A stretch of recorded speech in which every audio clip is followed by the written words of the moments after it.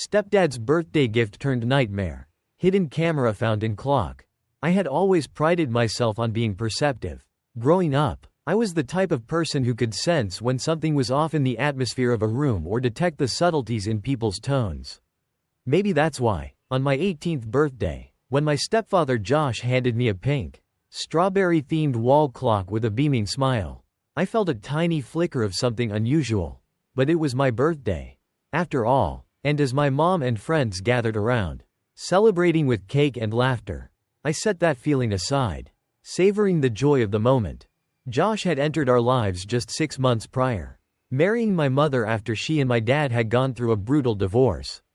My dad's affair had torn our family apart, leaving both my mom and me reeling, but somehow Josh had come into our lives like a gentle breeze, offering comfort and stability in ways I hadn't expected. My mom seemed genuinely happy for the first time in years, and while I'd always seen Josh as Uncle Josh, a friend of the family, I was adjusting to seeing him as a father figure. He tried hard, too, going out of his way to make me feel special and appreciated. I convinced myself that the clock, though simple, was just another gesture of his thoughtfulness. But that night, lying in bed and glancing at the clock's soft, glowing numbers, a strange blue light caught my attention. At first, I brushed it off, assuming it was some kind of reflection, but the light kept drawing my eye. Its tiny, nearly invisible glow taunting me from the corner of the clock. A vague memory from a crime documentary I'd watched surfaced, where hidden cameras were sometimes disguised in everyday objects. Could it be? No, I thought, shaking my head. I was overthinking it. Josh wouldn't give me something like that, would he? My best friend Amy was on the phone, chattering about the party and the concert tickets I'd received, but my attention drifted back to the clock. I couldn't resist the urge to snap a photo, just to check. Using my front camera, I pointed my phone at the clock, and there it was, a small blue dot, confirming that something was indeed inside. My stomach churned with unease. Who could have put this in my room? And why? That night was the beginning of an endless stream of questions, doubt, and fear. Amy urged me to throw it out, but I decided to confront my mom first. Maybe she had some explanation. But the next morning, as I tried to express my concerns, my mom, bewildered and defensive, accused me of overreacting. When Josh found the discarded clock later, it triggered an argument so intense that my mom slapped me, a first in my life. Hurt and shocked, I grabbed my car keys and drove to Amy's house, where I poured out the full story. Days went by, each one bringing fresh layers of confusion. My mom and Josh tried reaching out, but I avoided their calls, too hurt to hear their excuses. Then, out of nowhere, I received a message from my mom, explaining that Josh hadn't chosen the clock himself. Instead, his new assistant, Peter, a man I'd met only a few times, had picked it out. Josh had apparently trusted Peter to select a simple, thoughtful gift for me, unaware of any hidden camera. My initial suspicion turned toward Peter, a slightly odd young man who seemed to have an unnatural interest in me whenever I'd seen him at Josh's office. Josh offered to go to the police, but I felt hesitant. This was all too overwhelming. I kept replaying the incident in my mind, wondering if I had missed any red flags or if there was any truth to their explanation.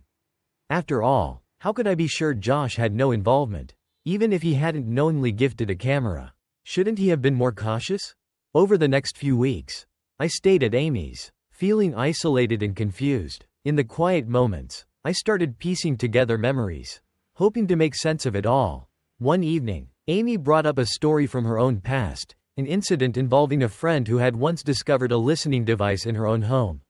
Her friend had eventually found out that the device had been planted by a trusted family friend. The revelation had devastated her, shattering her sense of security and leaving her struggling with trust issues even years later.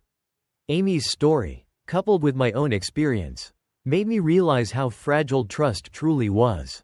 A turning point came when my mom texted me one evening, saying she was ready to separate from Josh if it would make me feel safe. This simple message broke through the wall I'd built around my heart.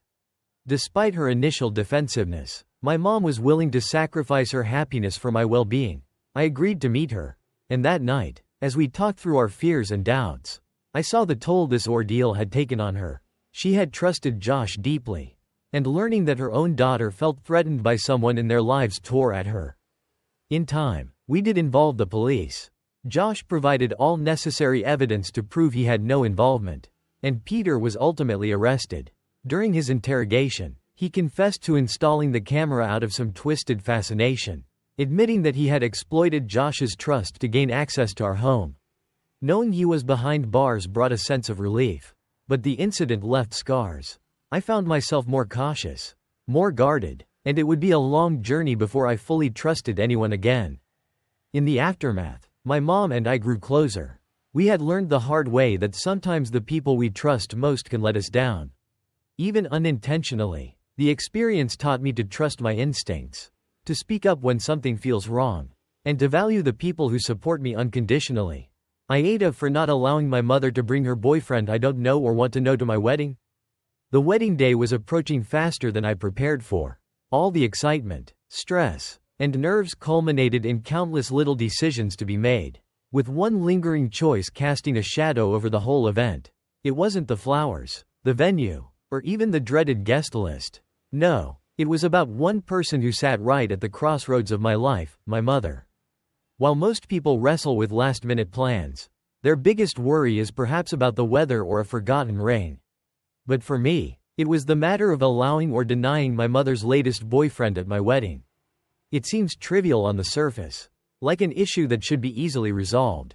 Yet, that decision embodied a lifetime of boundaries I'd had to build around her. The invisible walls that had grown with each year. These walls weren't just about a wedding or a single event. They were about who I was becoming as an adult and what I was willing to accept in my life moving forward. For context, I'd always had a complex relationship with my mother, Melissa. She was a woman of charisma, known for her light-hearted charm and infectious laughter that seemed to captivate everyone around her. But growing up, I came to realize that beneath that charm was a woman who prized love, her love life. To be exact, above everything else, including me. That was a painful realization to process. It wasn't that she was a bad mother. She provided for me and never missed the big moments. But in those quiet spaces in between, she was distant, always distracted by the next romance that swept her off her feet. After she left my father when I was 7, it didn't take her long to introduce a new figure into our lives. His name was Mark, and to my young mind, he was a beacon of stability. He was the first of her partners who felt like family to me. Mark tried his best to be a father figure, and for a while, we were a close-knit trio. But when I was 16, that bond was shattered. The divorce from Mark came as suddenly as their union, and I found myself back with my dad and his new wife. A stable figure in a way my mother had never been. Even as an adult, I chose to keep Mark in my life. I attended his wedding to a wonderful woman who welcomed me into their family. My father and stepmother had been steady pillars for me through every heartbreak and loss that defined my young adulthood. Meanwhile, my mother's love life spiraled through relationships that seemed to follow a repeating cycle. Each new partner was the love of her life, until he wasn't, and she'd move on to someone else. It became a predictable pattern, a pattern that left a mark on me as I grew up. Her choices in partners were also questionable. Many were much younger, some even close to my age. This trend only intensified the discomfort I felt about her relationships, making it harder to want to connect with her. It felt as if every boyfriend she introduced into my life was a reflection of her own restless heart. Her desire to prove that she could still capture youth's attention. Fast forward to the present. I was now 33, preparing for a small, intimate backyard wedding with my partner of 10 years. We wanted the ceremony to be simple. A gathering of around 40 of our closest friends and family in the rural countryside we both loved. My father and stepmother were thrilled, as was my stepfather, Mark. But when my mother asked if she could bring her current boyfriend, I immediately felt a wave of discomfort. I didn't know him, nor did I want to. I'd spent my whole life keeping her revolving door of partners at arm's length. And I wasn't about to break that boundary on one of the most important days of my life. She pressed me, offering to bring him by for an introduction beforehand. I hesitated. It wasn't that I didn't want her to be happy or even that I resented her relationships. But I didn't want to open that door again, especially not on my wedding day. I couldn't escape the memories of her asking me to accept boyfriend after boyfriend as family, only to watch them disappear as quickly as they'd arrived. I had no interest in making small talk with someone I knew wouldn't be around for the long haul. After I declined her offer, things quickly escalated. She called me, her voice filled with hurt and anger, telling me it was unfair that my father and Mark were allowed to bring their spouses while she was denied. I tried to explain that I had known their partners for years, that they were part of my life in ways her boyfriends never were. She shot back, demanding to know why I was so resistant to meeting her current partner, accusing me of being judgmental and unreasonable. And that's when I had to be honest with her. I told her that I didn't see the point, I knew her track record, and I wasn't interested in pretending otherwise. In my eyes, this relationship was no different than the others, another chapter in the endless book of her search for love. This only made her more upset. She cried, accused me of judging her unfairly, and claimed I was treating her as if she were lesser, somehow. She brought up how much this new boyfriend meant to her, how he made her feel safe and loved in a way she hadn't felt in years. And then, she said something that struck a nerve. She told me that being around my father and stepfather, both happily married to wonderful women, made her feel isolated, and she needed someone by her side to face that. I understood her vulnerability in that moment, but my resolve didn't waver. This wasn't about her insecurities or her desire for a companion. It was about me and the boundaries I'd worked so hard to establish. After our call, I felt torn. On one hand, I wanted to accommodate her, to allow her this comfort for the day. But on the other hand, I knew I'd resent the intrusion. I shared my concerns with my fiancé, and even with my sister, who had witnessed my mother's behavior over the years. They both suggested I let her bring him, just for the sake of peace, just for one day. Yet, the more I thought about it, the more I realized this was about more than just one day. It was about honoring the person I had grown into, the adult who had set boundaries to protect myself. I made the decision to let her bring him, but with clear conditions. He would attend as her +1, not as a stepfather or any significant title. He would not be included in family photos, and he would not approach me at any point during the ceremony. I knew this was a compromise, but it was one I could live with. I relayed these conditions to my mother, and she reluctantly agreed. Although I could sense her disappointment, I reminded her of why I had set these boundaries in the first place, recalling how I had spent years being dragged into her relationship drama, always forced to take part in her endless quest for love, at the expense of my own emotional stability. As the wedding day approached, I found myself reflecting on my own journey and the lessons I had learned. I realized that while my mother's actions had often hurt me, they had also shaped me in profound ways. They taught me the importance of self-respect, of understanding where to draw the line and how to protect my own heart. And as I stood there, exchanging vows with the love of my life, surrounded by the family I had chosen, I felt an overwhelming sense of peace. I had honored my boundaries, my values, and in doing so, I felt ready to start this new chapter with a clear heart.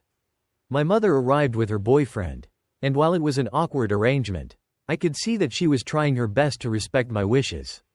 She kept to herself, staying by his side and not intruding on my moments. It was a reminder that sometimes, setting boundaries with family isn't about pushing them away, it's about creating a space where you can coexist peacefully, without resentment or regret. In the end, the wedding was everything I had hoped for. It was a celebration of love, not just between me and my partner, but also the love I had found for myself. I left that day knowing I had done the right thing, not just for myself, but for everyone involved. Looking back, I hope this experience might inspire others facing similar family challenges to honor their boundaries and prioritize their well-being. My best friend claims I owe her everything I have, including my boyfriend. She thinks I wouldn't be successful without her. Is she right? There's a unique thrill to finding a friend who feels more like family. A person you've known since you were young, whose parents know yours, whose presence has been a steady anchor through the turbulent waters of youth. Such was my friendship with Jessie, my so-called best friend. We were the kind of friends who understood each other's quirks, shortcomings, and habits. Jessie was bold, outgoing, and exuded confidence. She had a magnetic personality and naturally fell into the role of a leader in our social circle. Meanwhile, I was quieter, preferring the background and gladly allowing Jessie to lead. She was my shield during the awkward high school years, and for that, I was grateful. But somewhere along the way, the dynamic shifted. Jessie seemed to relish being the center of attention, often to the point where I felt like a supporting character in my own life. I brushed it off as just Jessie being Jessie for years, rationalizing that no one was perfect and that I should be grateful for her friendship. But as I grew older, especially after meeting my first serious boyfriend, things took an unexpected turn. Jess's behavior around him was jarring. She was unusually touchy, laughing too loud at his jokes, brushing her fingers across his shoulders and arms. At first, I wondered if I was just insecure or overthinking things. Jessie had always been flirty with everyone, so I convinced myself that this was no different. But when she started playfully spanking him or ruffling his hair, my discomfort became harder to ignore. One evening, while I was caught up with a book club meeting, Jessie went ahead to a party with my boyfriend, texting me throughout the night with updates that set off warning bells. She was taunting, saying things like, "Your man is so wasted. Lol, you better get here, or I don't know what might happen." My boyfriend was acting sober, so I called him immediately afterward, only to find him completely sober and confused. When I showed him Jess's texts, he was furious, questioning why I hadn't set boundaries with her sooner. This moment cracked open a realization that maybe I'd been allowing Jessie to take too much control in my life. With the encouragement of a mutual friend, I finally decided to confront her, but Jess's response was dismissive. She laughed it off, saying I was too prudish to understand how friendships worked. She even claimed that I should be grateful to her for teaching me everything I knew about life, going so far as to imply that without her, I wouldn't have my boyfriend. A close friend, Pete, shared a series of private messages he'd exchanged with Jessie, which painted her in an unflattering light. Jessie was ruthless, calling me ungrateful and prudish, laughing at my discomfort, and making it clear she believed she was more deserving of the good things in my life than I was. Pete encouraged me to consider ending the friendship, as he could see how hurtful Jessie was being. But breaking ties with a friend of over 2 decades wasn't easy. In an emotional twist, I discovered that my boyfriend had, in fact, been intimate with Jessie. His excuse? He claimed he did it to get her off his back and make her lose interest. He insisted he loved me, not her, but by then, the damage was done. I felt betrayed, hurt, and embarrassed. Here I was, torn between 2 people I trusted with my heart, and both had let me down. After ending both relationships, I found myself at a strange, lonely crossroads. These were the people I'd confided in, shared my life with, and now they were gone, leaving a void where friendship and love had once been. I struggled to move forward, feeling the sting of betrayal that ran deep. My initial instinct was to go no contact, to cut Jessie out of my life completely. But in the weeks that followed, she continued reaching out, demanding the trip vouchers my parents had generously provided for our planned vacation. Her persistence in pestering me over these trivialities revealed just how little she valued me as a friend. Instead, viewing me as someone who could serve her needs, I didn't give in, and with the help of my family and therapist, I began to see Jess's behavior for what it was: manipulative and self-serving. My therapist introduced me to the concept of the narcissist's prayer, a phrase that resonated deeply with Jess's actions. Narcissists often deflect blame, turning everything back on the victim to avoid responsibility. This revelation was pivotal, helping me understand that Jessie wasn't merely a flawed friend but someone who had used me to boost her ego and social standing. This experience has taught me the importance of setting boundaries and valuing myself. I realized that friendship and love must be built on mutual respect, not obligation or intimidation. Now, I'm determined to surround myself with people who genuinely care for me, who uplift rather than manipulate. My journey is far from over, but I'm on the right path, guided by the belief that I deserve authentic, healthy relationships.